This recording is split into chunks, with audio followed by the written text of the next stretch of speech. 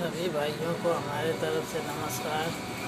हमारे पास ये HF deluxe bike है, इसका सेल्फ आवाज़ कर रहा है। देखिए दोस्तों, आवाज़ हम सुना रहे हैं, आप देख सकते हैं।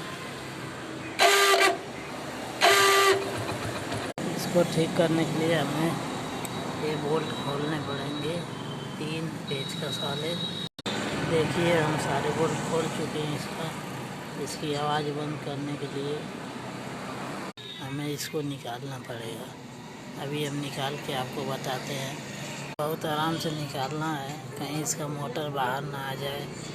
अंदर उंगली लगा के धीरे धीरे निकालना है।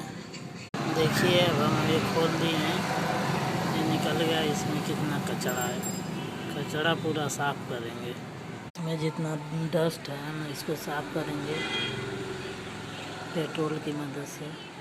इसकी सफाई करके ग्रीस उरीस भर दिया है, इसमें भी ग्रीस लगा दिया है।